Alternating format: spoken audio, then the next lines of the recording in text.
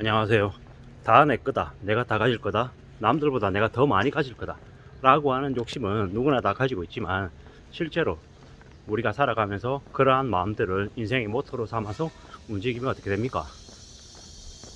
다 가지기는커녕 남들보다 더 가지기는커녕 가지고 있는 걸 다 날려먹을 가능성이 큽니다. 이 마음가짐이고 태도인데 인성인데 우리가 항상 남들보다 좀 적게 가지려고 하고 남들보다 좀 덜 가지고 있어도 괜찮다라고 생각하는 마음, 그런 태도여야 우리의 삶을 잘 유지하고 잘 지켜나갈 수 있다는 겁니다. 결국 내가 남한테 조금 더 베풀고 남들에게 조금 더 뭔가를 이렇게 내어주려는 마음을 가졌을 때, 그런 마음의 여지가 있었을 때 상대방도 그걸 느끼고 나에게 좀 더 잘하고 나에게 좀 더 배려해 줄 수 있지 않을까라는 생각이 든다라는 겁니다. 세상에 그냥 고정불변의 악인, 고정불변의 선인, 이렇게 딱 이분법으로 갈리진 않는다라는 겁니다.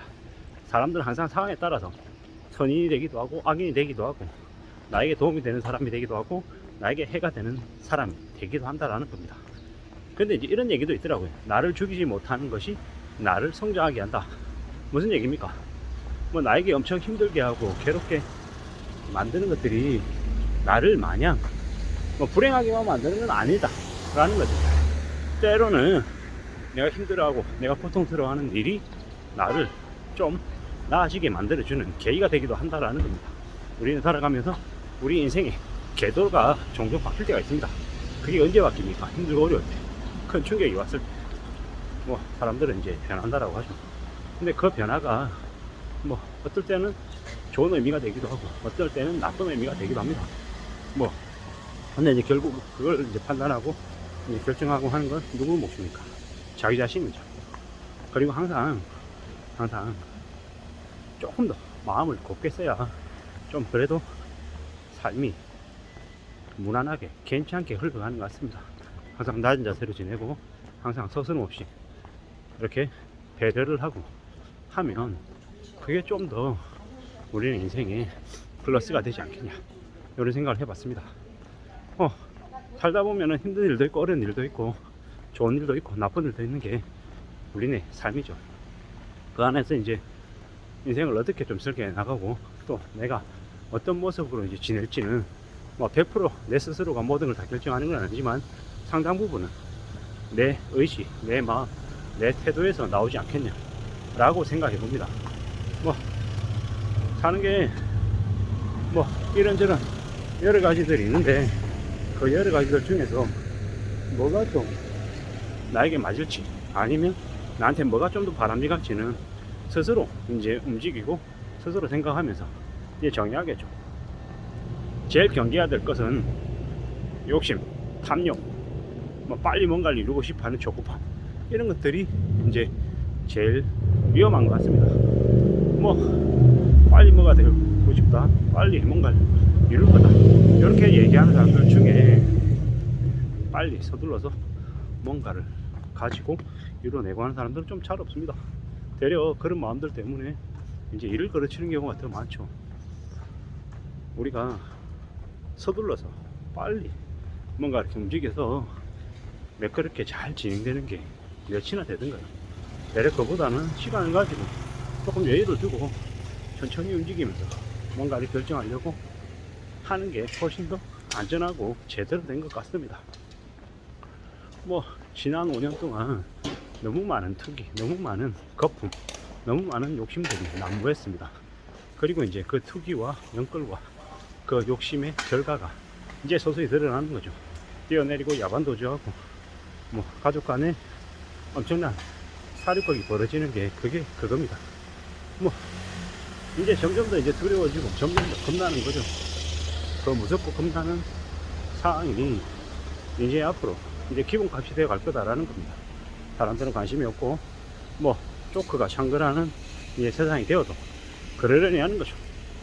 이제는 범죄를 저지르고 도망가지도 않고 내가 저질렀다, 저건 내가 한 거야 라고 이제 서스럼없이 이제 드러내놓고 대놓고 얘기한 놈들도 이제 나온다라는 겁니다. 이제 점점 그러면 이제 우리네 삶이 어떻게 되겠습니까? 낯선 사람들을 더 경계하고 더 두려워하고 더 멀리 하려고 하겠죠. 그리고 또 뭡니까? 이제 절약하고 저축하고 하는 그런 모습들이 점점 이제 늘어나겠죠. 일본처럼 말이죠. 일본에서는 엄마도 절약하고 아빠도 절약하고 할머니도 절약하고 할아버지도 절약하고 뭐 언니 누나 동생 뭐 알 것 없이 전부 다 악착같이 절약을 하죠. 왜겠습니까? 왜? 절약해서 저축해서 돈을 가지고 있지 않으면 굶어 죽을 수도 있고 몰살 당할 수 있다라는 걸 그들은 경기 침체 기간 동안에 뼈저리게 몸으로 배운 거죠. 야반 도주하는 친구들을 보고 이웃을 보고 가족 친지를 보면서 정신이 바짝 든 거죠. 그러다 보니까는 재난지원금이라고 해서 일본에서 코로나 시절에 재난지원금을 줬더니 거의 안 쓰고 고스란히 저축을 한다라는 거죠. 이게 이제 앞으로 한국에도 벌어질 일입니다. 점점 더 이제 과거에는 자산, 그러니까 부동산 같은 비유동성의 자산이 이제 재산의 대부분을 차지했다라고 하면 이제는요 현금이죠. 현금. 바로 이제 끄집어내서 쓸 수 있는 현금이 점점 늘어날 것이고 나중에는 현금을 이제 금융권에 은행에 이제 안 맡기는 거죠. 실물로 찾아가지고 이제 보관하는 그런 이제 사람들이 점점 늘어날 겁니다. 개인연금고가 이제 수요가 늘어날 거다라고 얘기하죠. 왜겠습니까? 금융권도 이제 못 믿는다라고 사람들이 점점 얘기하게 된다라는 겁니다. 앞으로 새마을금고든 수협이든 신협이든 뭐 정권사든 이제 엄청난 후폭풍이 이제 몰려오는 거죠. 그러고 나면 그 쓰나미를 한번 겪고 나면 사람들이 이제 점점 알게 될 거다라는 겁니다. 아, 금융권에 함부로 돈 맡기면 안 되는구나. 금융권은 돈을 맡기는 것도 잘 따져보고 해야 되는구나. 그리고 빚진 사람들은 이제 헤어나지 못하는 겁니다. 금융권들이 2024년 5월 경기 대응 완충 자본 시장 리스크 도입해서 이제 1% 충당금 적립하죠. 충당금 적립하면 어떻게 됩니까? 그만큼 그게 부채로 잡혀가지고 영업이익이 이제 박살나는 거죠. 영업이익이 박살나면 주주들한테 배당금을 제대로 해주겠습니까? 못 해주죠. 배당금 제대로 못 해주면 이제 주주들 입장에서 배당 못 받으면 어떡합니까? 주식 파는 거죠.